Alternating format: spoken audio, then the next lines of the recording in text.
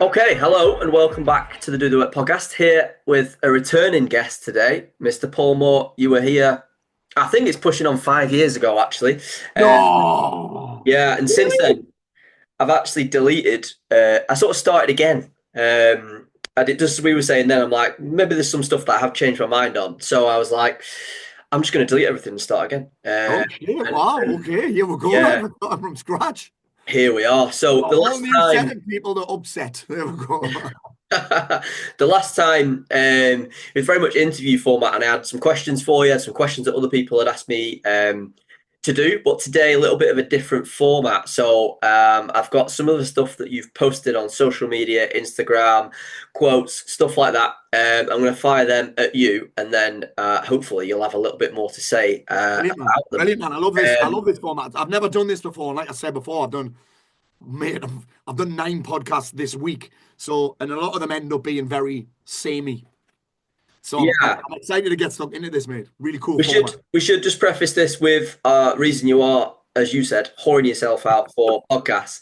Podcast It's blood. because you have a book that you have I do, recently. and of course I've got it with me. Yeah, I've got a book out. Absolutely, It's called absolutely. Upgrade. We're published with one of the biggest publishers in the world, Harper Collins, and it's taken me 8 years to achieve this goal. And I like to work in 90-day blocks, so 8 years is a long time to wait for something to happen. But it's been well worth it so far. Tomorrow I'm going to do a book signing, which is something that I never, ever, ever, ever. That wasn't even a goal, and it's just happened. So I'm actually very nervous about that, Dale. Yeah, you I'm got very people coming to see you, and so it's an award. well. That's the thing. Hopefully, people come and see me. That's actually what I'm worried Hopefully, about. they turn up. Well, Yeah, man. just to add some credibility, Yeah. um, Come on, Mayo. I'm not just taking advantage of your whoreness. I have I love it, got your mate. book. I appreciate that, man. Because do you know what? It's an interesting thing. It's not. It's quite a difficult thing to push because it's not. It's like a book. It's 20 quid, and people. There's a lot of books. You know something, mate. I read a stat the other day. This will blow your head off. This. I'm going to type it out again. How many books? Because when my book first came out, it did very well on pre-release, like pre-order blew up. And then obviously when it comes out, a few more people buy. So I went to, and all of the pre-orders are on Amazon and Audible, every single one. So I'm like, the goal with this book was to actually get it on the shelves. I wanted my kids to see me in Newcastle, WH Smith, Newcastle Airport. And guess what? We went on holiday. We've been on holiday twice since the book came out. And WH Smith at Newcastle Airport's been closed for refurbishment. Oh, what a nightmare! So I went in anyway. When it first came out, the week it came out, it was like 2 days after. I went to Waterstones in Newcastle, and I looked all over for it. I'd made a video saying, "Hey guys, I'm really excited. I'm going to chat my new book." I went in Waterstones, and I couldn't find it. Eventually, I found it in the new author section, the new release section, and mate, there were hundreds of books just published that month. How many books are published in the UK each year? 200,000 in a year. And I was like, wow, that's selling books is hard, man. So yeah, Yeah, there's a every stat, isn't there, around like how many don't make it past like 1,000 copies or something, and it's almost none of them. it's hang on. How many books? So 200,000. How many books do each book sell per year on average? It's the average book, traditionally published book sells 3,000 over its lifetime. In the first year, a traditionally published book sells 500.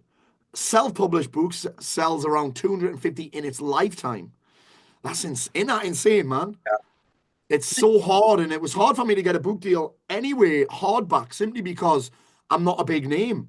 And in the personal development industry, a guaranteed way to get a book deal is to have a huge following because you're guaranteed sales. I was a risk for this publisher, huge risk, because a lot of people don't realize this. Like, the publisher has to pay people to edit your book, pay people to proofread it, pay designers to design the cover, and ultimately pay to get it printed. And they're not cheap to print, man. You know as well as me, the things aren't cheap Yeah, to print.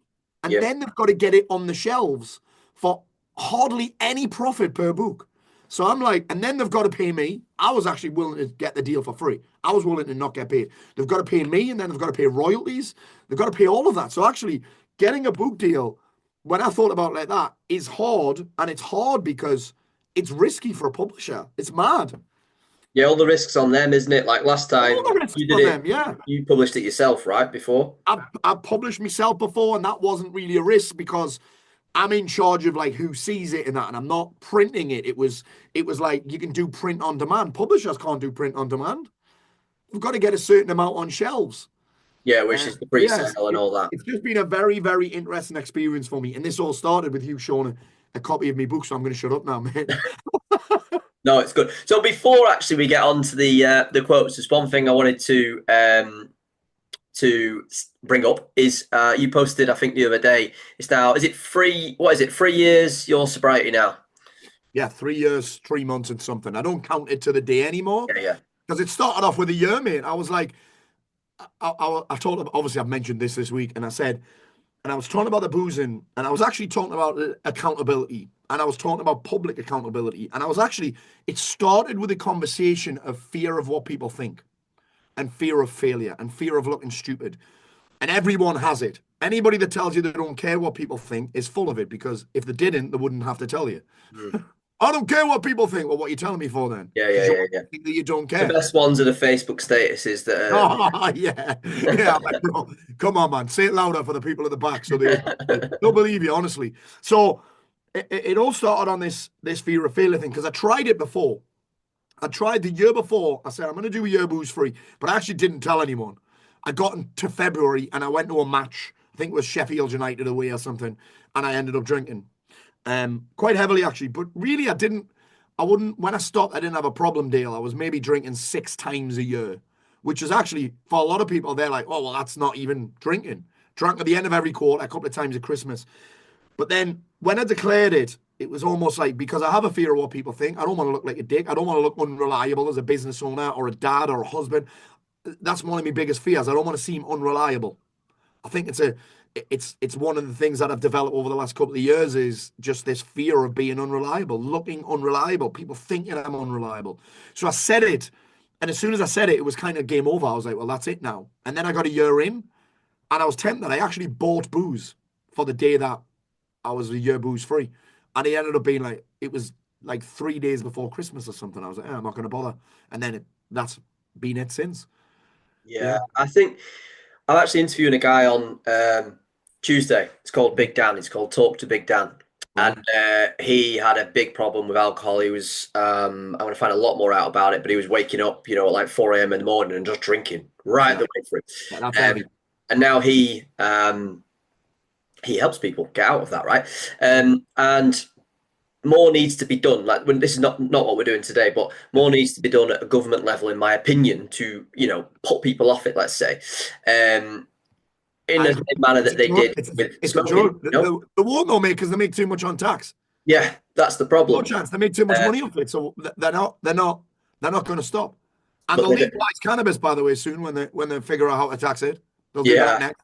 but then Yeah. you don't know how good it is until you do it, right? Until you don't. I don't drink as much these days. I've got a stag do next week, and I'm like, I'm No looking forward to benefit. it, but I'm There's not. no, So it's yeah, there's no benefit to me life to it. It doesn't add anything. It only takes away.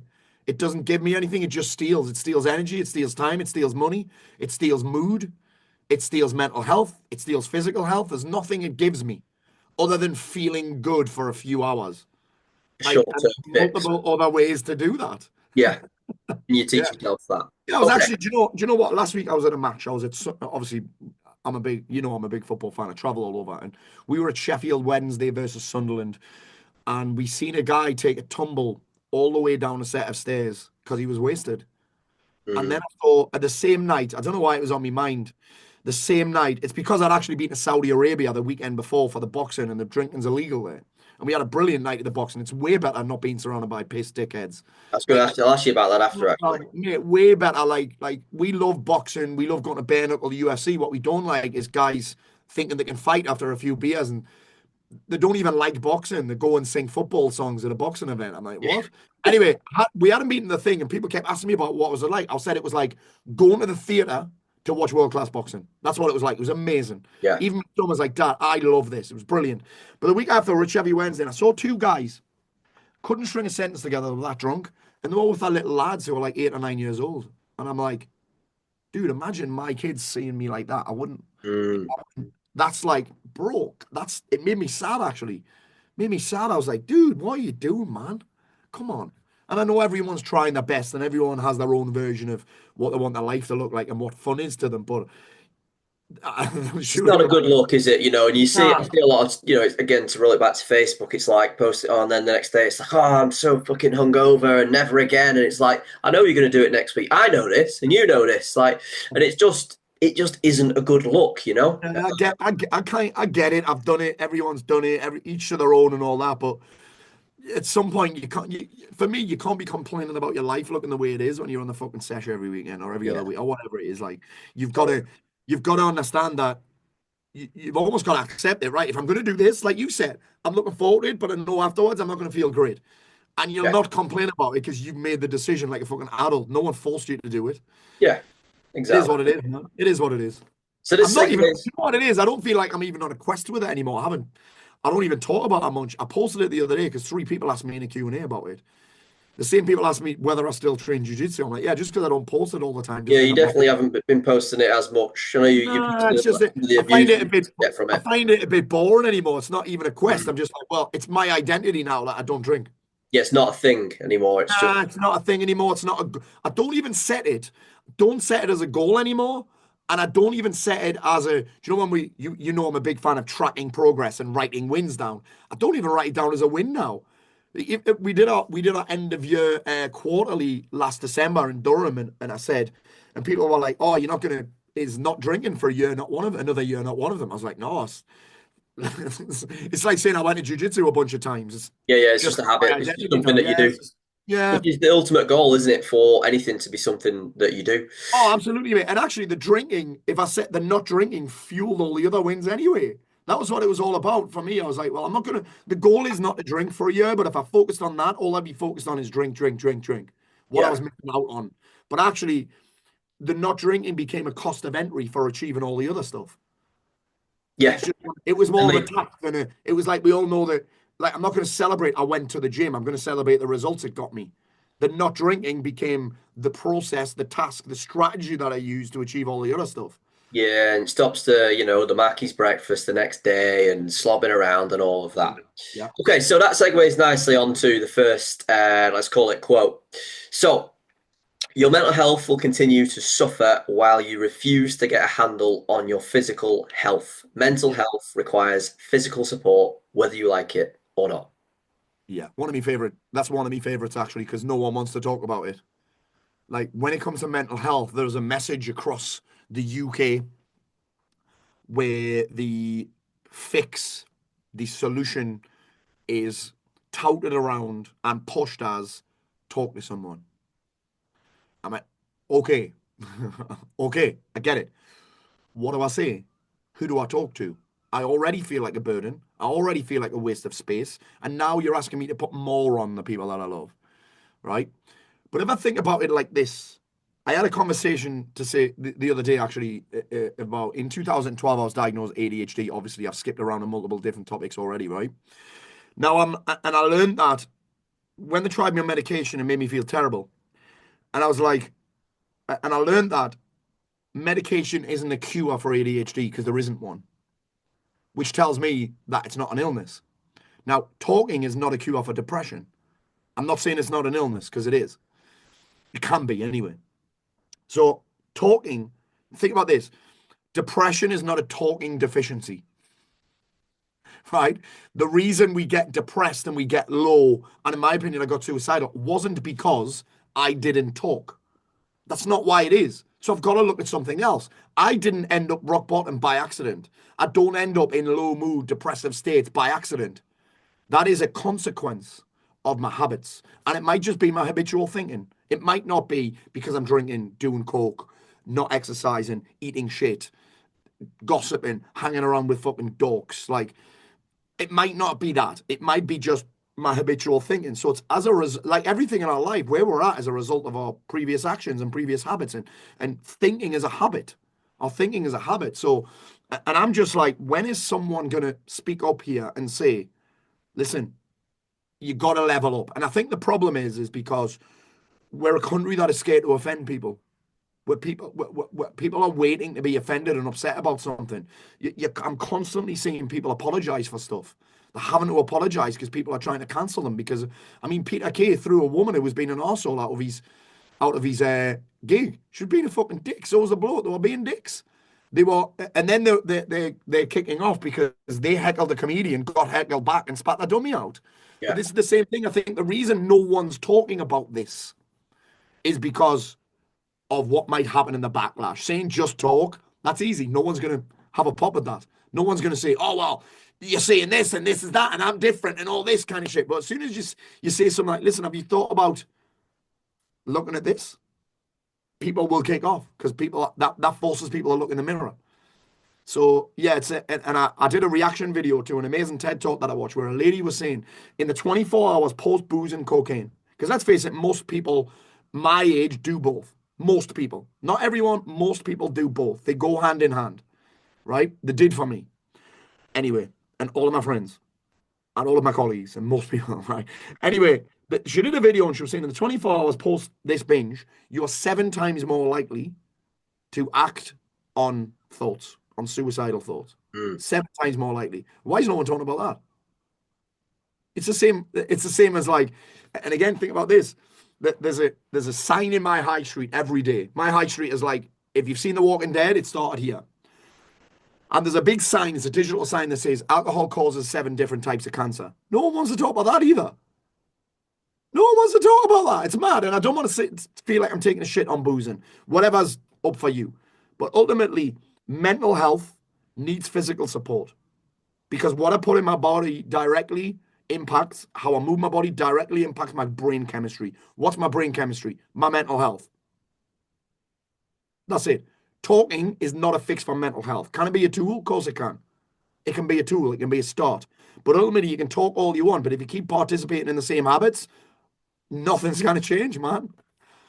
For sure. And I think almost always someone who is in a depressive state or is clinically depressed, if you looked at their habits, the chances are they don't go outside much, they don't exercise much, the sleep's all over the place. And I know it's often the chicken or the egg, Yeah, of but course it it's is. certainly not going to do any harm by taking up those habits, No. maybe alongside. Challenge that I had when I was suicidal is the doctor would say, listen, and remember, I was diagnosed bipolar disorder, so the lows were low, man. And the doctor would be like, have you tried getting outside and exercises? And my thing was like, I can't even open the fucking curtains, mate. Yeah.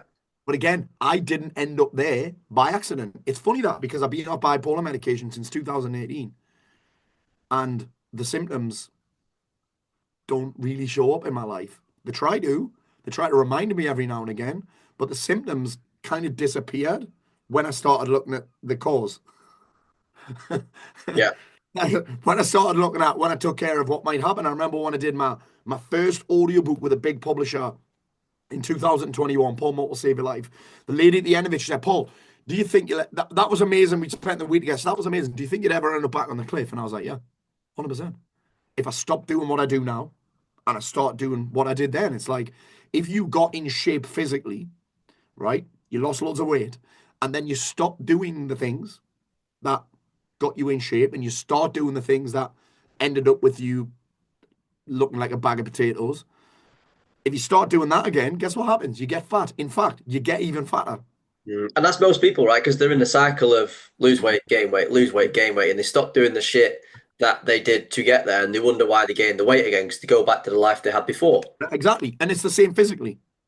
It's the same mentally, sorry. It's the same deal. Yeah. It kind of goes hand in hand. And like you use the term chicken and the egg. It's the same thing. Physical health and mental health go fucking hand in hand. It's the same thing. It's almost like whole health. We're talking about holistic health. That's what people use. I wouldn't use that term normally. Holistic health, like personal health. Yeah. Personal health is this and this. So yeah. Totally. All right. One thing that makes me a little sad, someone giving up on their dreams simply because they felt like no one had their back and supported them. So if someone you know is trying to improve their life, encourage them, gas them up. If you're Yeah. someone that's looking to change your life, make a conscious effort to find that tribe or that Yeah. one person who will encourage you. Because, well, Indeed. fuck giving up on your dreams because someone else gave up on theirs. Yeah. That last bit is the big bit. I believe, in fact, 2 things have happened this week that made me play a close. One of them was just this morning. A friend of mine owns a big restaurant in South Shields called Coleman's Seafood Temple, and they are expanding into a big, what would it be? A big department store called Phoenix here. It's a little bit like Selfridges or Debenhams, that kind of thing. And it's a big deal for this business. And there was a post by the local newspapers, like celebrating the fact that it's my friend's restaurant. I'm at the launch party next week. And I'm very excited for him. And just the comments underneath were like, I was like, really? Like, just people don't like seeing other people succeed. It does me head in. I don't think everybody's like that. But everyone was like, oh, it's overpriced and overrated and there's better places to eat. I was like, I eat a lot of places. I eat out at least once a week. There is not a better place here than that. No, not even close. And then I saw this morning, this is a really interesting concept. And I'm on the physical health vibe at the minute just because I have a visible six-pack for the first time in my life. 44 years old. 2 businesses, hundreds of clients. In fact, 3 businesses. I bought a hotel, didn't I? So it's my life's mental and I got in shape. But I saw a video this morning and it must be because I'm watching that kind of stuff. And it was a guy who said, here's what I ate to go from this to this, right? And he got in great shape. And he was eating things like, like protein puddings from Lidl. Yeah. I'm like, fair play. And he got in great shape. And the comment section is just full of fat dudes giving him advice. I'm like, what? Processed shite. I'm like, bro, you're out of shape. You don't even have your opinion doesn't matter here. You're out of shape.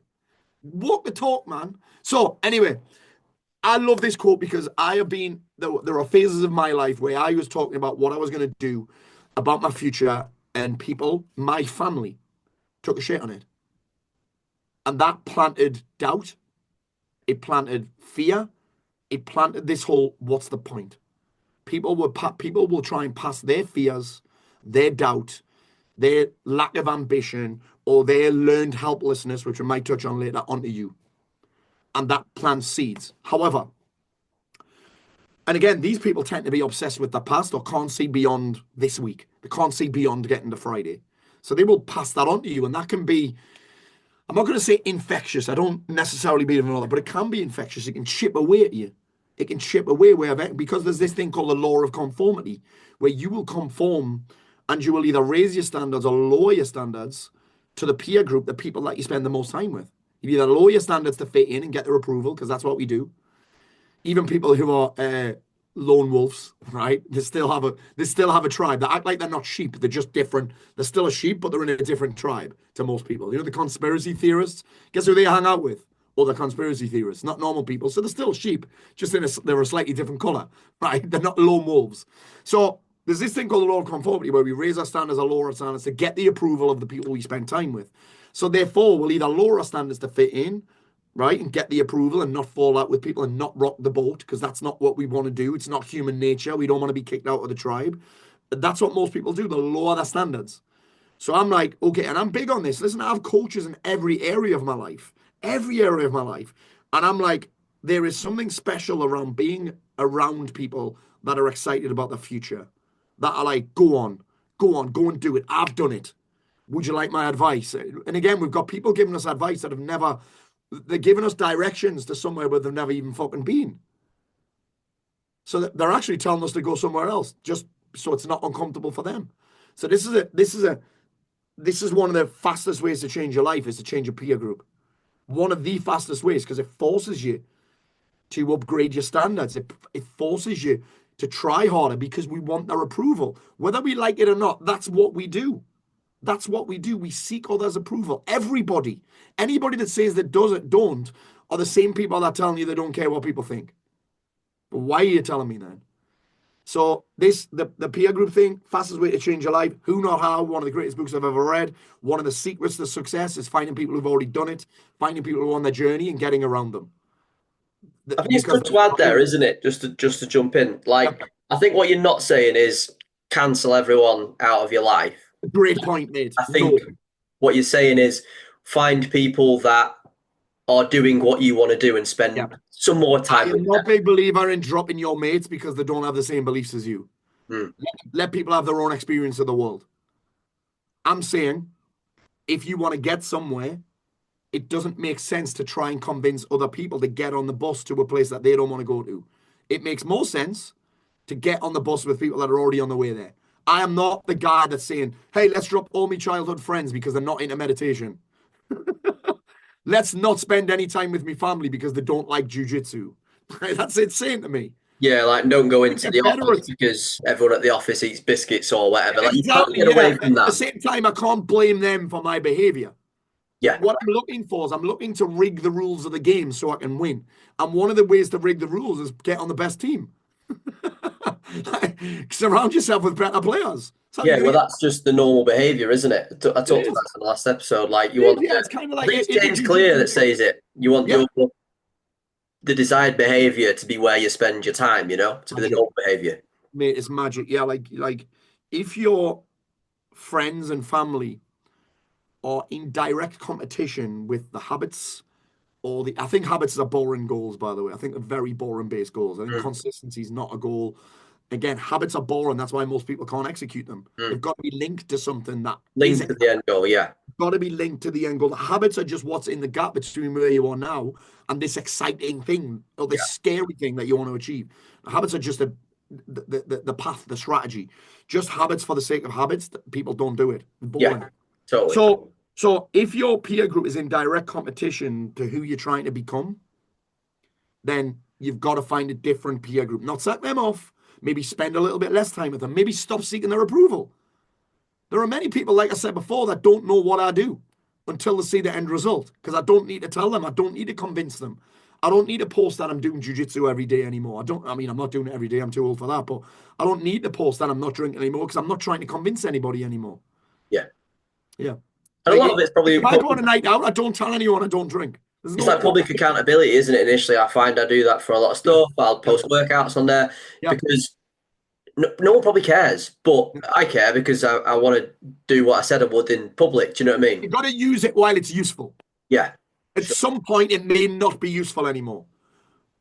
sure. But if Okay, you've got people constantly chipping away at you, pecking away at you, and you haven't got the group that gas you or blow you or push you, hold you to a higher standard, maybe help you out a little bit, maybe assist you a little bit, then that's the challenge. So this is going to exist because people are going to want their own experience of the world. And again, think about that. They're trying to convince you that what they're doing is right. yeah, Just trying to get you, they're trying to get your approval by giving you advice when you haven't asked for it. So this is going to exist. The cheat code is also having this. That's the cheat code. They're going to pull you up. And they're not really going to pull you up, by the way. No one pulls you down. That's not their goal. They're not trying to pull you down. They're trying to get your approval. They're mm, trying to get your approval. They're trying to have you believe what they believe, right? They're not, no one attempts to pull someone down, I don't believe. They're just making themselves feel better. I That's think it. that's exactly it. They're making themselves feel better, aren't they? It's like, well, I can't quite stop eating those cookies in the office or whatever, So so therefore, I'm going to dig I'll you offer up. you one, because then I feel better about that, Yeah, that's it. Yeah. Okay. Self doubt and fear of failure is normal. Your problems start when you think it isn't. I feel it too. I just do the work anyway. That's quite fitting. The worst that can happen, you fail, which you're already doing if you let the fear cripple you. The very worst that can happen, you feel like a failure, which again, you probably already do. Throughout Yeah. all of this, it's the word feel that stands out. And the good thing about feelings, you're actually absolutely can change them and fast. Ooh, this is a big one. I almost said the word unpack, but I'm not going to. So I'm not going to. This is a lot to talk about here. So let's start with people not doing anything because they're scared of failing. Well, if you're not living the life that you want and you're not doing the thing that you want to do and feeling the way you want to feel, consider by default you're already failing because you're not even trying, right? So consider that fear of failing is making you fail anyway. The second piece is this. I'm doing a keynote on this next Thursday at St. James's Park in Newcastle. I'm getting paid for it and wearing a Sunderland shirt. No, I wouldn't do that. That's a grown man in a football shirt isn't my thing. I don't mind a retro one, but like this season's football shirt and men wear, I'm just not having it. Yeah, definitely not Anyway, in the gym as well. no, that's weird, man. Or at the airport, that's even worse. The airports and everyone knows which team you support. I'm like, what the fuck, man? Come on. Anyway, so where was that? Oh, the talk. So I'm talking about fear, uncertainty, doubt. They are all feedback. They're all feedback that you're about to do something that you've never done before, that you care about, that's hard, and that on the other side of is something that you want. So therefore, what that means is those feelings are the cost of entry to getting to the other side. And you're either willing to pay it or you are not. Tony Robbins has a saying, which is the success you have in your life is down to the level of discomfort or uncertainty that you can comfortably handle. So your success in your life is down to the level of uncertainty that you can comfortably handle. And that's particularly true of a business owner. If you can't handle uncertainty, business ain't for you. If you can't handle the uncertainty of maybe being rejected, the uncertainty of not getting paid, the uncertainty of someone deciding they don't want to pay you anymore, the uncertainty of being laughed at, criticized on social media, the uncertainty of tax bills that you didn't expect, right? All that uncertainty, that's the cost of entry. And if you're not willing to pay the price, then you can't get into the park. That's as simple as that. So they're all good signs. They are all great feedback that you're about to do something hard, that you're about to do something difficult, that you're about to do something new. Why would you not feel self-doubt about something that you've never done? Like, you've never done it before, so why would you feel certain that you can? It's great if you can, by the way, but that's also a sign that you're playing too small. So if your goals are great goals, exciting goals, they should demand you to become more than who you are now. And the cost of becoming more than who you are now is self-doubt, uncertainty, fear, lack of confidence.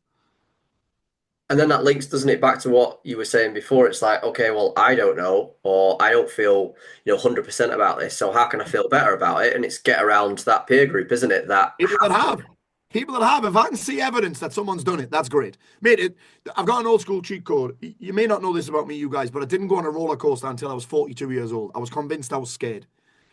And I was scared. I was convinced that I was terrified. I was like I had some kind of allergy to roller coasters. And my kids are always on. And I was like that dad who sat on the sidelines while his kids had a great time with their mum. And I'm like, this is not for me, this. I'm being a bit of a pussy, a bit of a wimp. So anyway, I ended up going on the Hulk ride. Was the first one that I went to at Universal Studios in Orlando. It was amazing. I went on that one 6 times, then I just kept upgrading. I've been on the world's fastest roller coaster. I've been on the world's highest loop. They were both horrific. I was fucking ill for a full day after I'd been on them too. But I've been on all them tough roller coasters. In fact, our next event for Alliance is at Alton Towers. That's how much I love roller coasters now. So doing the event on the Friday in the hotel, and then we're going to the theme park on the Saturday. It'll be sick. And what I do now is I actually just go and look at the roller coaster and look how long it takes before I go on it. Because I'm just trying to get a little bit more certainty. I'm trying to gather a little bit more research. But if I'm let's just say I've got a jiu-jitsu comp this weekend, and obviously I'm feeling uncertain. I hate competing jiu-jitsu. I hate it, which is why I'm doing it. Because I love jiu-jitsu, but competing, I've melted like a pack of cards actually, not every single time. My last 2 comps, better and better, better and better every single time. So because I've got that uncertainty, what I'm doing now, what I've done this week is I've had a couple of extra privates. I put a game plan together. I put a strategy together, which quells the uncertainty a little bit. When I go on a roller coaster, I even time it sometimes. How long is this ride? If it's like a minute, most rides are like a minute long. I can handle anything for a minute. Do you know what I mean? Yeah. I could even probably touch another man's penis for a minute, right? Without being sick. Maybe not a minute. I'll have to close my eyes and hold my nose and all that shit, right? I think that conversation's for a different day. For a different website. Well, that for a different website, yeah. So I could do anything for that. And that gives me, it doesn't quell any fear, it doesn't get rid of all self-doubt, but that little bit of research, knowing that other people have done it. When I see my kids on a ride, I'm like, she's fucking 11 years old and she can do it. It gives me a little bit more when I've seen other people doing it. And when I've done a little bit of research, it makes me feel way better. So this jiu-jitsu thing, I've done a bit of extra practice this week. I put a strategy together. When I'm on the stage, the reason I've been on these big stages and I get invited back and I get paid big bucks for getting on the stage is because I rehearse. I still feel self-doubt. I still feel nerves, but I have a strategy for what could go wrong.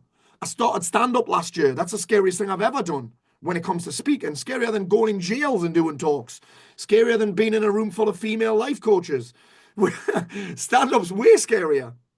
So what I did was to give me a bit more self-confidence, a bit more certainty, a bit more belief, was research and rehearse. That's it. Yeah, it's all the work that people don't see, isn't it? Like when you're presenting, say, whether it's, I don't know, IFS when all the PTs are seeing you, like, oh, that's really, like he's great at presenting. And it's like, well, it's because you've, I don't know, rehearsed it 10, 15, 20 times over, whatever. There's a saying where what I do in the dark will come out when I'm under the lights. And guess what? I hate rehearsing more than I hate doing it. Yeah. It's mad. It's Because not I'm as common, rehearsing is it in it? front of 5 people. I'm Yeah. rehearsing it in front of 6 people. I'm rehearsing it in the car while I'm driving places. Yeah. Like, I'm doing all of that, but that's what enables me to do it on the stage because I've got it, I've practiced it, I've drilled it. Anything that works for me in my competition on Sunday, it won't be anything new. It'll be something that I've practiced. Yeah. Yeah, that's it. Sure. Okay. All right, let's do the next one. You'll always find the time, the energy, and even the money for that which is truly important to you. Yeah, beautiful. I love this saying. I learned this from Dr. John DeMartini. I studied with Dr. John first time probably 2019, 2020. I've done a lot of work online. I've done live events. We've had him in to do trainings for the guys. I've had coaching calls with him. And his book, The Values Factor, another book that changed my life. It had me realize why I feel guilty about not doing certain things, why I feel guilt about feeling shit about certain things. I don't like this. It helped me get a handle on why I struggled so much with ADHD. I realized that I didn't have an attention problem. I had a focusing on things that I'm not interested in problem. So that's kind of his saying. So it's kind of lifted that and kind of made, if we'll put a fuck in there, it will definitely be my quote. So we'll kind of change that a little bit. But if you want to see what you value highly, just have a look at how you spend your time when you don't need incentivized. Just have a look at what you think about.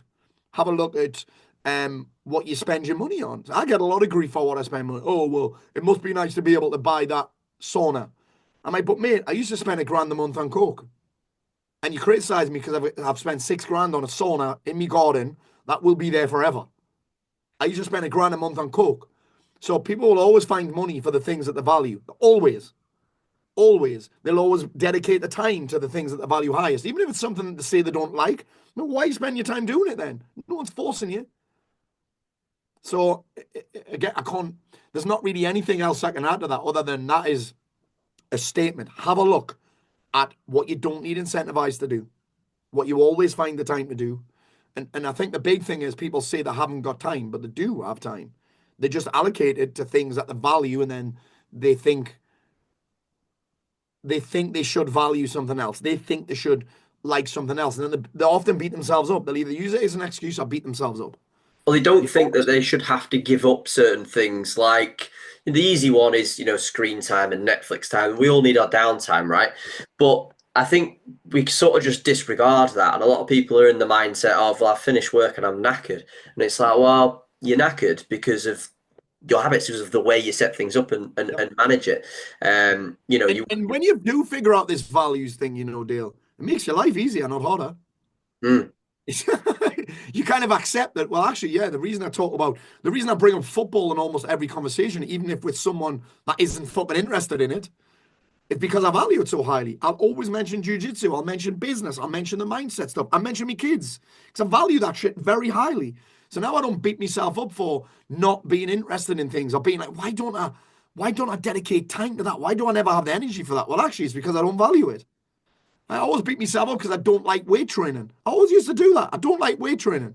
Oh, well, I should love weight training. If you want to get shredded, if you want to be strong, if I'm into fitness, I should love weight training. But actually, I just realized that I find it boring, picking things up and putting them back down. Mm. But I can find time for it when I can link it to jiu-jitsu. My coach and I were train twice a week. He's like, I'm like, what's the point? Why are we using these fat grips on everything? He's like, because when you grab someone's neck, they won't be able to get your hand off them. When you grab someone's arm, when you get a 2-on-1 on somebody, they will not be able to get your hands off them.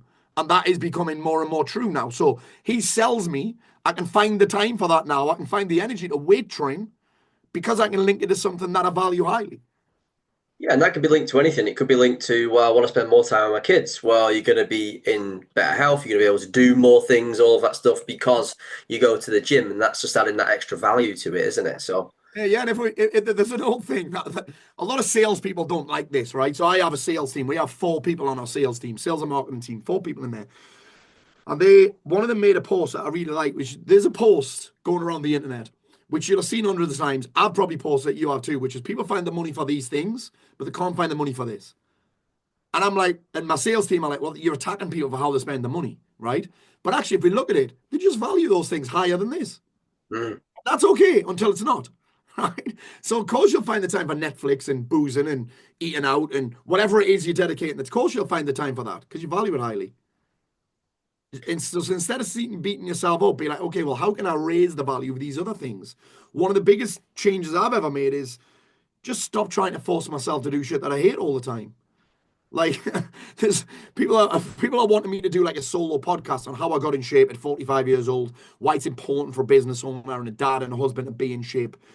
And they're asking me how I did it. I'm like, I made it easy. I made it simple. I didn't try and force myself to do things that I hate. Now, clearly, I don't like tracking calories, but it's like, it's one of the kind of necessaries. But then I'm not going to also create an exercise plan full of things that I hate. I'm wondering why I can't find the time to do it.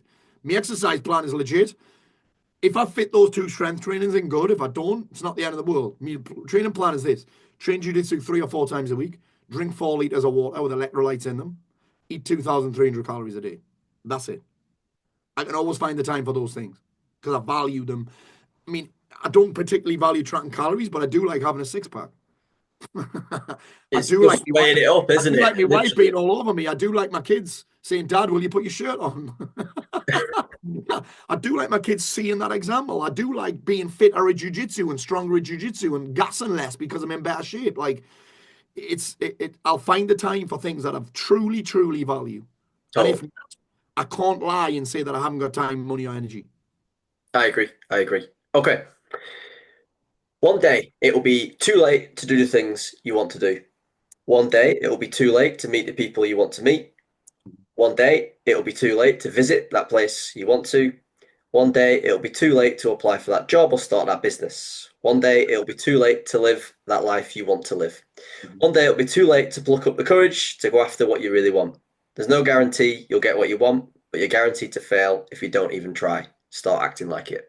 Fire these, mate. Fire. Who wrote these? Jesus Christ. Smart guy. People say it's never too late, right? But ultimately, it is. There will be a time when it is too late, when you can't do that anymore because you're not physically or mentally capable of doing it. There will be a point where it's too late to start jujitsu, right? I'm just throwing that in because people ask, is this too late to start? I'm like, no. Am I too far gone? No. But at some point, it will be. So this was inspired by a friend of mine, Stoney, my friend Alan Stone, barber, great mate of mine, died in 2021 from a heart attack, same age as me. You're older than me or something, Stoney. Um, and that, I really struggled with that. I haven't had much death in my life. I've been very blessed to have been at like 3 funerals in my entire life, right? So this one really hit me hard. He's got kids the same age as mine. I saw him all of the time because he's my barber and I'm the guy that has the weekly haircut. In fact, I've had 2 this week. My wife loses her shit about it. But Stoney died and I really struggled to process it. Because let's face it, man, every time you go to a funeral, every time someone dies, there's a comment underneath or there's a conversation that happens around life being too short. But no one does anything about it. So I have a bit where I'm like, a lot of people that I work with can't get out of their own way. They can't get out of their whatever story they've got about why it's different for them, right? They can't get out of their own way. And I'm just like, imagine being in your deathbed. There's a book called Regret of the Dying. It's fucking incredible. Regrets of the Dying. And there's a book about that. But imagine like being told that you've had this diagnosis or something, and you're like, oh, fuck, I wish I'd done that thing, but I didn't because I was worried. This is the main thing. I was worried about how I'd look. That's legit the only fear that people have. How they'll look. What if I get rejected from the job? What if I didn't go to that place because I was scared of getting that job that would help me pay for it? I was scared in case someone said they didn't want to go. I was scared in case I missed out on something else. Like almost everything that you mentioned there, the real fear is how they'll look, what people will say, what people will think, whether they'll be laughed at, criticized, judged, whatever. That's most people's main fear. I mean, think about that. What's the fear of getting a job, getting a new job, being rejected? That's the fear. Even the fear of a business not working. It's like, well, the worst thing that's going to happen is you get your old job back or you have to go and get a job. That's the worst thing that's going to happen. Maybe you lose a bit of money. But at the end of your life, you're not going to be like, oh, fucking hell, I wish I didn't start that business. And it's going to be all about all the things that you didn't do. That's my whole thing. Imagine and again, this is Stoney made me question my mortality. Same age as me, fitness guy, training all the fucking, not training all the time, but he's a fit guy. He was a CrossFit guy. And he had a fucking heart attack, man. Like, I was just like, I am not getting to the end of my life thinking, I wish I'd done that. I wish I'd said that. I wish I'd stopped doing that. Like, I'm not. that's just not for me now. If you really think about it like that, it's fucking ridiculous, really. Yeah, Grown adults are worrying about what people, and again, it's normal, but I we're agree. not living the life that we love because of what someone might think, man, who We've probably just doesn't even booked. fucking care. We've just booked a trip, and it's a pretty big trip. And like money wise, is probably not the greatest idea in the short term, but I know that in 20 or 30 years' time, I won't regret sending an email to my financial advisor and saying, I need 5 grand out of my ISA for this trip. I'm not Yeah. going to like sit there in 30 years and think, fuck, I shouldn't have done that, No, you're going to remember the trip, not the money, 100%. And I'm not every saying you time. should live like that every day, Yeah. but if there's things you must do, you must do them. Yeah. Yeah. And I'm like, this is why people are like, someone was asking me the other day, can you get me tickets for the Newcastle Liverpool Carabao Cup final? I said, yes, I can, but they'll not be cheap, right? Because they're not. You can't not go to watch a team every week and then wonder why you can't get a normal price ticket to watch them in a cup final, Mm. especially one that hasn't won a trophy for 70 years. Just throwing that in there. Right? For the Newcastle fans, you haven't won a major trophy for 70 years. Shut up. Part of me hopes to win because all my friends are Newcastle fans, but I'm like, you can't expect that. And they're like, well, it's a lot of money. I'm like, yeah, but when you get older, are you going to think, oh, I'm glad I saved that £1,000 and didn't go to the Newcastle Cup final where they finally won a trophy? Or are you going to be like, what a fucking day? Mate, Sunderland winning in the League One playoff final was one of the greatest days of my life. No It is a shit. good day. We did 2015 with Yeah. North End, and it was a Yeah. brilliant day. It would have been right up there with, I'm not even kidding, because I value it so highly, like the birth of my kids. It's right up there. They were both there. My wife was there. I cried. It was fucking, I'd been there 6 times before and lost. And it Yeah, was right up there. Now, that was an expensive trip. Had to buy 4 tickets. I was able to get 4 tickets at a normal price because I go and watch them every week. So I got the 4 tickets. We travel to London. We stay in the hotel right next to it. That's not a cheap trip, right? It was the year that I wasn't drinking as well. It was the year. but you'll never forget it, and It that's was like that's the the year thing. where I wasn't drinking, but I'll never forget it, right? I will forget whether I saved money or spent money on it. I will forget that 100%. And you'll have spent, that I grand or can't even remember whatever. how much it was now. Yeah, yeah. But that would have been swallowed up by something that you can't remember that you spent it on had you not But done I that. know. Yeah, 100%. exactly. Yeah. Yeah, it's just and I'm big on this, mate, particularly since Stoney died, like collecting these memories in these moments that every year when we sit around the kitchen table, I remember when we went to that. Max brings up things that I'm like, oh fucking hell, I do remember that game now. And he's only just got into football the last few years. It's a problem because he wants to go everywhere. We're beating some mad. But the other week we watched Al Nassr against El Etifak. We'll not forget that. All that, yeah. Ronaldo, garbage.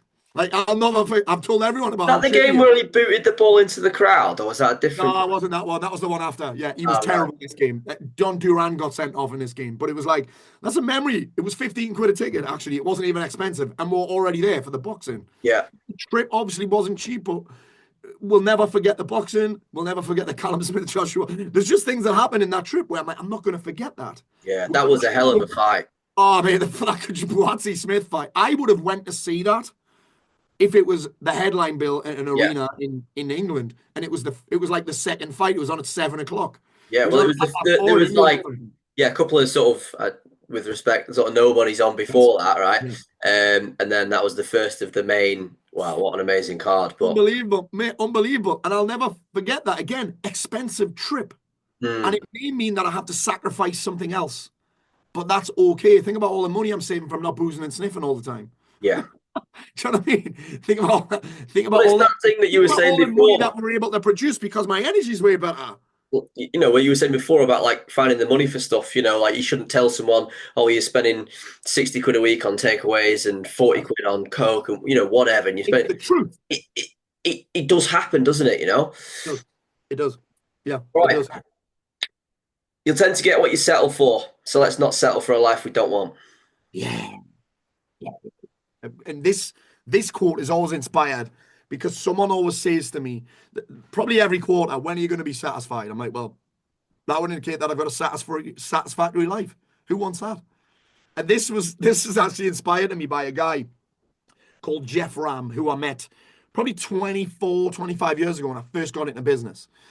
And he's a marketing guy. He's actually a world-class speaker, unbelievable public speaker. And I remember him saying something, which is why you shouldn't talk about satisfied customers. And he said this, and I'll never forget this because it's about sex. He said, imagine turning to your missus and saying, oh, how was that for you? And she goes, satisfactory. You'd be like, really? I mean, that's a bonus when you get my age, to be fair. But really, you wouldn't want that. So I'm not interested in a satisfactory life, because the reality is this. In 2014, I was rock bottom. And part of the reason I was rock bottom because I settled. I was like, I've made it now. And when we settle, we end up having a lack of purpose. Purpose is a sense. It's a feeling. I've got this sense of purpose when I'm moving towards something. Now, if I'm settling, I'm not moving towards anything. I'm not moving towards anything. And what happens is I go around in circles. I just go, because I have to go mentally and physically, I have to go somewhere every day. Mentally, I have to go somewhere. Your brain is a prediction machine. That's what it does. It predicts and it justifies. It's two of its main jobs. Justifies the way you feel, justifies your action, justifies everybody else's stuff, adds meaning to things, and then it predicts things. And when it predicts things, it's like, okay, where are we going today? What am I going to think about today? Where am I going to go mentally? Where am I going to go physically? What have I got to get done? It's what it does. What have I got to worry about, right? So if I settle, then that indicates that I'm just happy going round in circles through the day, right? And what happens is when we do that, we get bored. And when we're not focused on what we want, we focus on what we don't want by default. So by focusing on what we don't want, we end up with a life we don't want. And just because I want more and want to strive for more and achieve more doesn't mean that I'm not appreciative of what I got. And I'm not the guy that's going to settle. I've done that before. It ended up with me being rock bottom. Most people are settled. Therefore, their life ends up boring. And when your life's boring, you end up looking for things that excite you. What does that look like? Every Friday, every Saturday, 2 weeks in Turkey, get pissed. And that, again, if that's your lot, that's fine. But I don't think anyone listening to this podcast would settle for a life that they don't want. And again, people are like, well, I'm really happy. I'm like, well, why do you need to get wasted every weekend then? That indicates that's not what happy people do. It's the don't.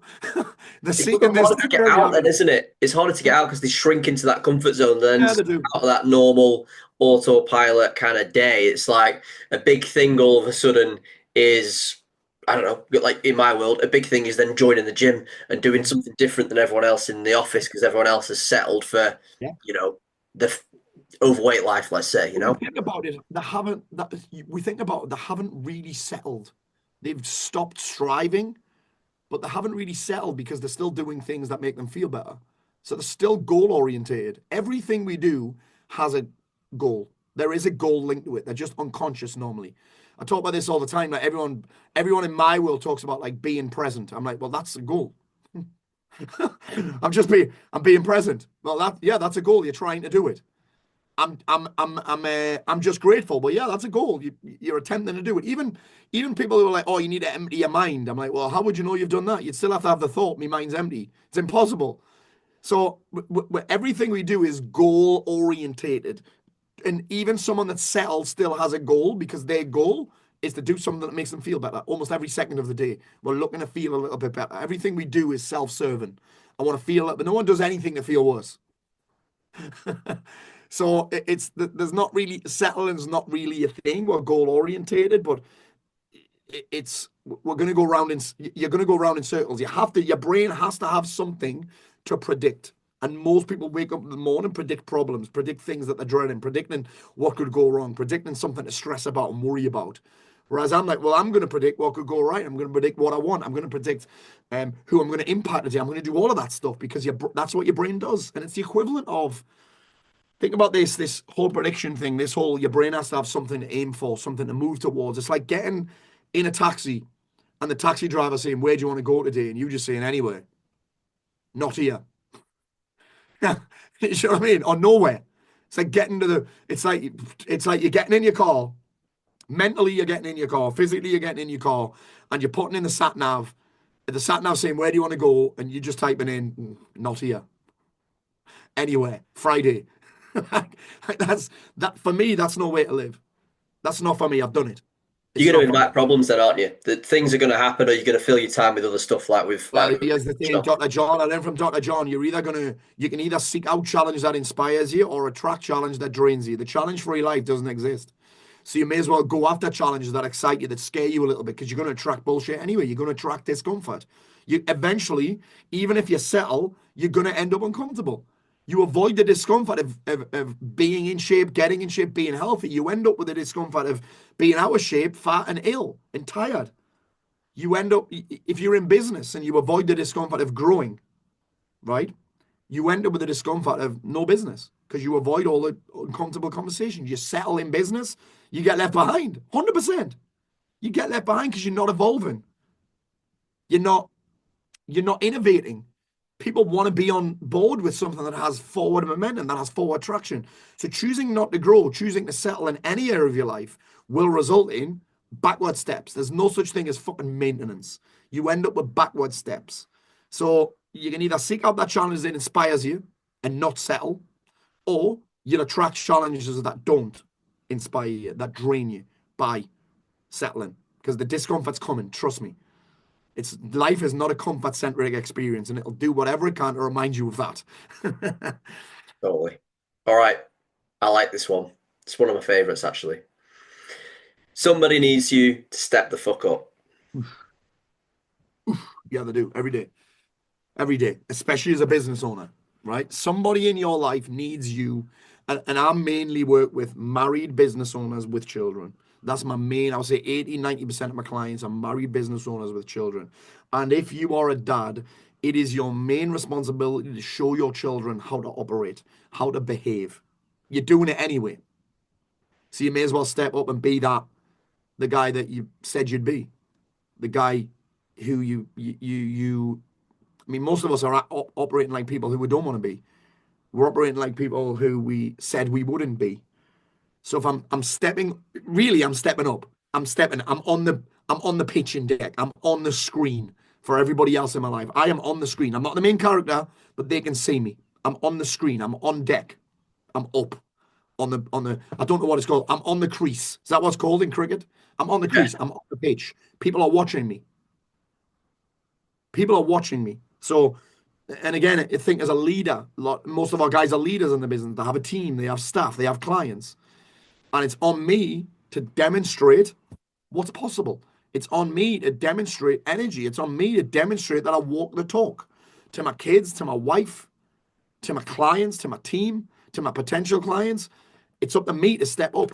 Someone needs me to do that as well. There's someone that needs inspired by me today. There's someone that needs to be showing, again, what's possible, showing that you can achieve things, showing that life doesn't have to stay the same. Someone needs it. You never know who's watching. It's one of my favorite quotes, that you never know who's watching. You never know who you're inspiring. You might not know. You remember Jeff Stelling on Soccer Saturday? Mm. You know the guy that replaced him, Simon? Yeah. He stopped drinking because he saw me do it. And he's like 2 weeks behind me. He was like, I'm going to do it as well. Like, I didn't know. I didn't tell him to. I didn't even know he followed me. I did an event with him a few years back where I spoke on the same stage as him, and I didn't even know he followed me after that. And then that's happened with so many people. So someone needs you to step up. You think about that. That's a fucking honor, man. That is a privilege to know that there's someone around you, someone that's maybe just watching you from the outside, that you could step up and inspire to make a change. Or not. So there will be a cynic there, just to play devil's advocate. I agree, by the way, just to preface this with this. But someone will say, well, if you only ever focus on everyone else, then you're going to be drained and you're going to have an empty cup. So what would you say to someone who says that? Well, so you got to consider that if you focus on everybody else and you're not leading by example, you are being a martyr. And guess what? That's still self-serving. You want people like people pleasers or self-servers? Why? Because it makes them feel better, or they wouldn't do it. They like to do it, get the acclaim, get the approval, and then complain about it after because they didn't want to do it at some level. But they did want to do it because they wanted the feeling that comes from pleasing, right? Whatever that looks like, right? So if you, and remember this is about example. So stepping up is by example. If I can't do it for me that day, I'm going to do it for my kids that day. But it's like, if I'm emptying my cup for other people, well, I'm definitely not living by example, am I? This is living by being a lighthouse rather than a tugboat. What you describe as a tugboat, going and saving everybody else, going and working everybody else. That's tiring. That's how you end up burnt out. That's how you end up with an empty cup. But if you operate as a lighthouse, which is I'm going to do me, I'm going to do me. If you want to come in, sure, come with me. If not, that's fine. So that's the greatest analogy that I can give you for that, really. There's the tugboat who goes out and tries to save everybody, rescue everybody, help everybody else. Or there's the dude that helps everybody else by being the fucking example. I got asked a question yesterday. I was on a business podcast. It's about community. They were like, Paul, why do you think your community is so strong? I was like, well, a business, a tribe, a community is only as like great as the person that leads it. And this sounds cunty. I sound like a cunt saying it. I sound like a big-headed prick. But I'm like, well, I'd love to say that part of the reason why people do so well is that, well, I'm walking the talk. I'm not doing it for them. I'm doing it for me. And they're inspired by it. They love to hear about me wins. They love to hear about me losses even more. But they love to see me stepping up. Mate, the amount of people that bought this book who have been in my program, there'll not be that much that's new in here for you, Dale. You'll have heard quite a lot of it, right? You'll have heard quite a lot of it. There may be some stories in and some personal stuff that you'd never heard before.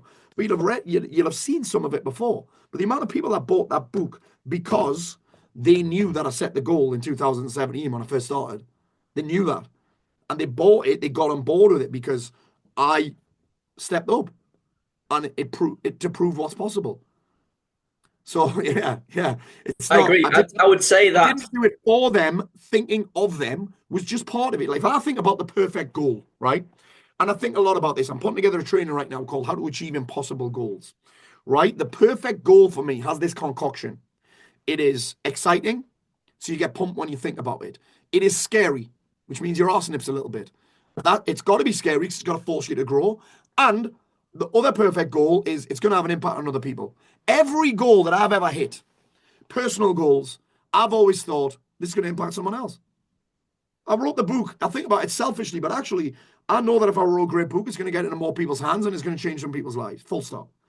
So that was in the back of my mind. Otherwise, I might not have even finished it. If I think about my main motivation, I wanted my kids to see it. So of course I'm going to put the effort in. And again, think about this. I'm kind of telling myself the story that they needed to see a book in WH Smith at the airport. They didn't need me to see it, but it's an example of what's possible. They took photos of it and posted it on like Instagram and that one being in Waterstone saying this is my dad's book and that. Like that fills my heart up. So that's just an example, isn't it?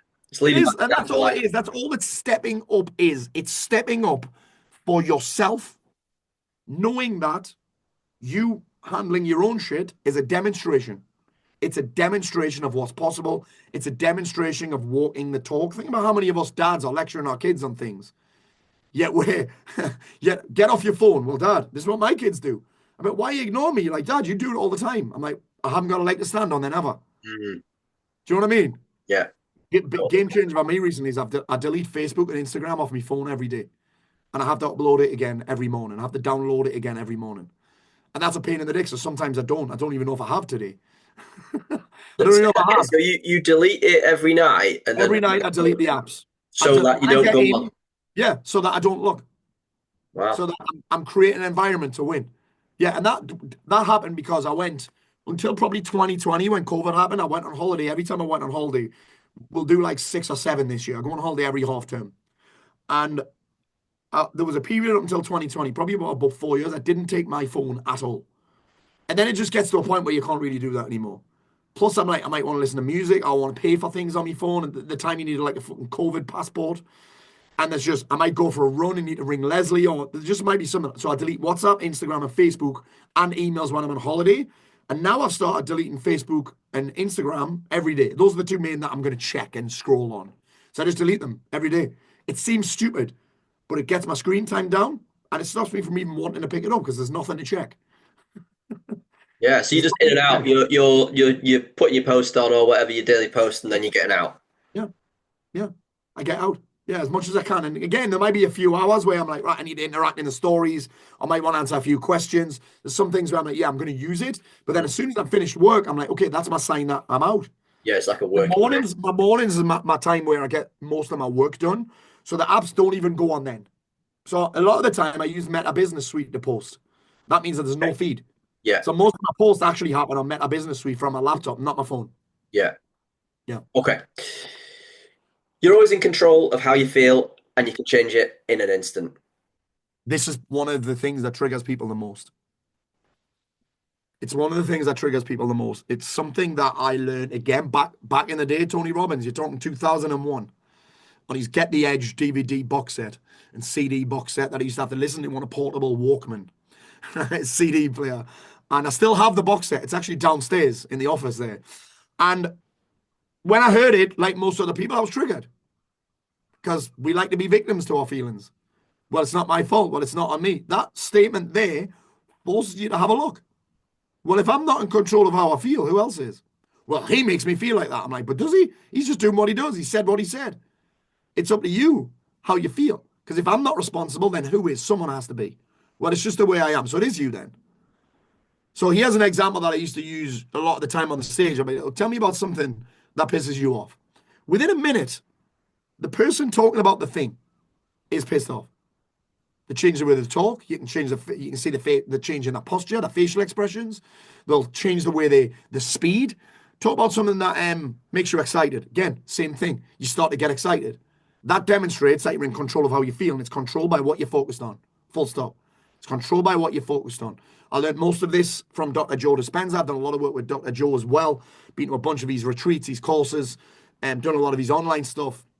Had one of his lead trainer, Lindsay, as a friend of mine. She came in and did a training for our Lion Squad and all that stuff. And it's like when you focus on something, your brain produces neuropeptides, sends them via your spinal cord, or like your hormonal centers, and you get a feeling. Like every single time you think about something from your past where you were hurt or wronged, you get the feelings that go with it. So when you understand that, it's like, okay, so I'm in control of this, and all I've got to do is change what I'm focused on. That's it.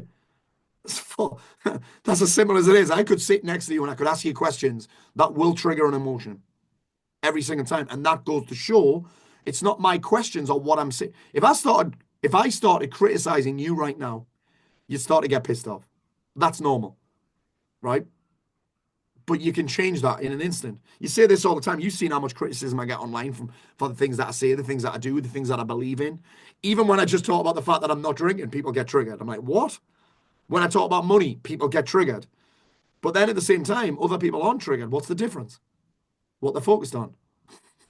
I've had some of it recently. So we're going to be doing PT courses from the gym from 2 weeks tomorrow. So Yeah. I've had some ads out, and I've had some interesting comments on there. So just had a couple of typical, like, just fuck off. Yeah. I've had Where to? Where to? Where yeah, to? You're commenting on my ad. Where am I going to fuck yeah. off? I had basically, I'm holding like a whiteboard, and I'm stood outside a police station locally, like recognizable place, which is the thing that people are doing now on ads, right? Yeah. And it's like, oh, well, Briggs are Wild West, you should be advertising for PCSOs and police officers. And then someone else said, I need an hour's time for photo editing because I'm shit at it. Yeah, it's just, they all seem to come out. Once one comment comes on as well, they all get a bit. Yeah. Trolls unite. Trolls Yeah. unite, yeah. I love it. I love it, me. But again, think about this. I'll throw this in there. When I first started getting that criticism, I'd be sending people me address and shit. I'd be like, come and say that to me face. Let's go. I like fighting. I enjoy it. I love fighting. I love boxing. I love jiu-jitsu. I love a scrap. And again, why did I do that? I chose to take it personally and feel pissed off. Then I started to block and delete them. Why? Because I was a little bit less pissed off. Like I didn't need to go at them, but I was still pissed off. And then I was like, do you know what? I'm going to change the way that I feel about this. How can I use this? What's the gift in this? Well, the gift happened when I did one video called Online Trolls in Real Life. And where basically I had friends of mine, team members, my PT, my jiu-jitsu friends, my kids. I took comments that people had said to me on the internet, and I had someone say it to me in real life. And that video blew up. People loved it. Like I had my PT just came up to me while I was deadlifting and said, "Dick." And I would just look at them, and people loved it. I was like, okay, this is interesting. So then I started a feature on my Facebook page in particular called Welcome to the Show, where I would just respond to trolls' comments, but in the way that James Blunt does, which is fun, tongue in cheek. And then I started to look forward to it because when I posted it, people loved it. Because A, they love a bit of drama. B, they love to see trolls being dealt with. They love to see trolls being dealt with. And also, I stand for something. I'm like, that's not okay. Thinking you can just go around saying what you want on the internet, you can. But actually, people have killed themselves because of comments like that. So I'm going to fucking stand up to you, and I'm going to make you look like a cunt. Yeah, and also you have, you've probably had it. You get, your people, your tribe end up feeling that they need to back you up, and they almost get more offended in what you do. Yeah, they do. Want Yeah, to they fight do. your corner and stuff. Yeah, they do. And it's equally nice, but you have to harden yourself a little bit to it, don't you? Just be like, yeah, it's just another comment. I would It's actually just say another comment. it's really interesting. Yeah, I've kind of the word harden's quite interesting because I'll probably soften myself a little bit. I see it as fun now. Like a heckler, if you're getting, and again, I learned this the hard way in my stand-up comedy career. Once I went like past the first two, which were charity style events, I started getting on the hardcore circuit. Like I've done with the guy from Phoenix Nights. Okay. I've done it with a guy that won Britain's Got Talent. And when those guys are on the stage, I'm opening for these guys and I'm getting fucking heckled. And I'm like, okay, well, I can be offended and tell people, oh, well, just fuck off. That doesn't work. You've got to engage back with them. Yeah. And call them mama slag and that. Yeah. You just engage back Jimmy with them. Carr's one of the best at it, isn't Yeah, it? he is. And you look at Paul Smith, the Scouser. He's built a career on crowd work. Yeah. The best comedians, that's where they show how funny, that's where you see how funny they really are. I saw one the People other love day with that Paul entertainment. Smith, People love drama. and I think he was giving him some shit back or something like that. And he was obviously on the front row, and they're in them seats where the seat goes up automatically when he stood up. So he went to sit down, and Oh, the seat no. wasn't there. See, and again, when I post this stuff, and it's just, I chose to change the way that I feel about it. That's it. And this is from somebody that's had a problem. I'm an emotional guy, man. I'm emotional. I'm a sensitive guy. I am. My wife will tell you all the time, I cried kids' movies and that. Right? And I do. I've had to master my emotions. Remember, I have suffered with anxiety so badly that I have been sedated on a flight. Sedated, put to sleep on a flight. Right? I have gotten off buses because I've created this panic. Right? I have fucking hell, man. I have got out of taxis and walked home. I have got off a train and had to wait 4 hours for the next one because of this anxiousness that I was creating. I have been rock bottom with depression and bipolar disorder. And the moment that I started taking responsibility for how I felt and stopped blaming anyone or anything else was probably the moment that my life changed more than anything else. Does it mean I still get pissed off? Yes, it does. It does. When people bring up subjects that I get pissed off about, and then I have to change it. I have to change the frame, what it means. There is just, people do things happen, and then there's the meaning that we attach to it. And meaning, we get to choose what things mean, which means that's me choosing how I feel. The meaning that I attach to it generates the feeling that I get from it. And meaning is your imagination. That's it. So it's perspective, it's the perception of something or someone that creates the feeling. And perception is the same as imagination. So I get to use my imagination to decide how I feel. It's fucking cool, man. But again, some people don't want to hear it because they're not ready. And those people have an addiction to the feeling. Even if it's negative, they have an addiction to it. Otherwise, they try and change it. Otherwise, they'd be like, I don't necessarily believe this, but Dr. Joe Dispenza says addiction is just something that you think you can't stop. Something that you think you can't stop. There's evidence that you can. There's evidence that other people have, but you think you can't. You believe that you can't. I don't necessarily believe that because I think there is probably an element of illness there. People are definitely more like genetically coded to being addicted. Yeah.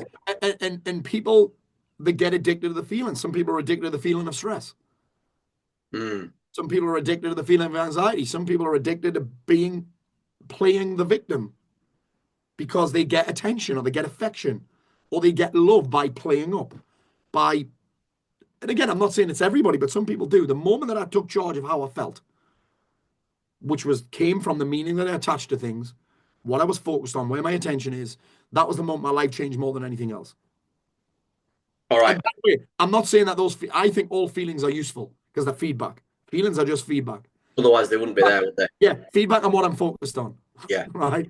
They're all useful. Right. Did a trainer for that this week. I'm like, anger's sometimes useful. Let's get two more. All right, let's go. How can you believe in yourself if you never do anything hard?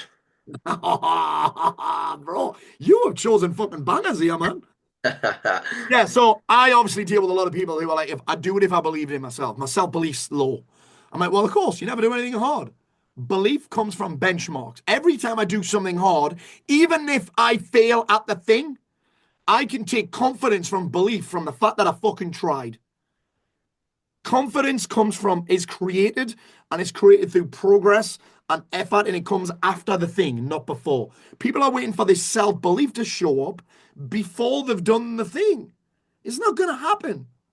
I didn't believe that I would enjoy roller coasters until I got on one.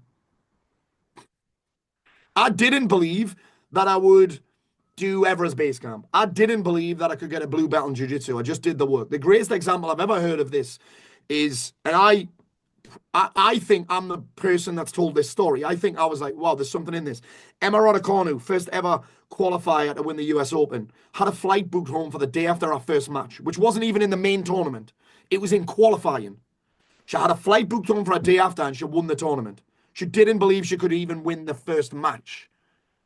Yet she won the tournament. Why? Because she just kept turning up and hitting balls. She kept turning up and playing. That's it. She just kept turning up. And as she won every game, her belief grew a little bit more. And guess what? In tournaments, the games get harder. You play better opposition every time. But she just kept showing up with no belief. Everything that you've ever done that's hard in your life, every achievement, your biggest achievements in your life, at some point, you thought you couldn't do it. So you got to do hard stuff. That's where you form thicker skin. That's where you find out what you're made of or not made of. That's where you get the belief comes from benchmarks. So if you've never done a hard thing, you can't expect self-belief or confidence. Yeah, for sure. I think all that happens is you get used to the hard thing becomes the normal thing, and then the stage gets bigger. You have to make. Yeah, it's like you think about jiu-jitsu, man. Like your belt level goes up, and you spar against harder people every time. You have a white belt against a blue belt.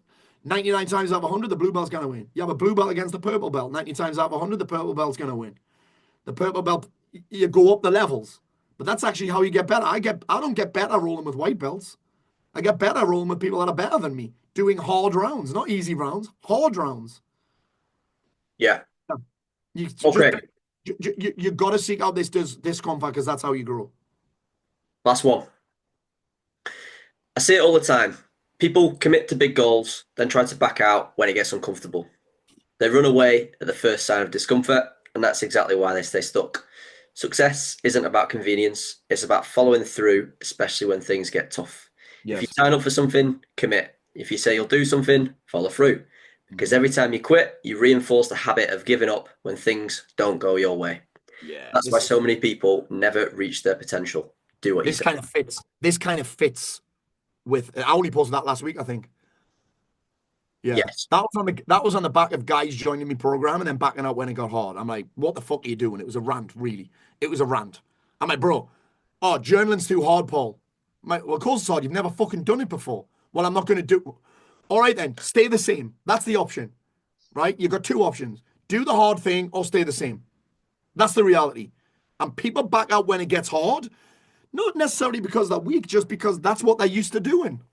That's what they're used to doing. And I think that the truth is here, I think the sweet spot here is doing things that you hate and that are hard. That's challenging. Setting a goal and then creating a plan full of things that you hate and it being hard, because you can do things that you love that are hard. I love business. It's hard as fuck. Right? I love speaking on stage. It's still hard. I love stand-up comedy. It's hard. I love jiu-jitsu. It's hard. But I value the thing. Being a dad's hard. I still love it. Like, so, but if you keep stopping, you'll never get ahead. And again, you reinforce this story and this belief that you quit. I've had these beliefs before. Of course I've had them. I used to stop every time something got hard, every time something was inconvenient. And then I just started to get a level of self-awareness, which was like, okay, I get that I'm going to have to do hard stuff, but do I care about the end result? And how can I have as much fun as I can along the way? But I just see it all the time, guys backing out when things get hard. And I said to a guy the other day, I'm like, bro, if your kids were watching, would you do it?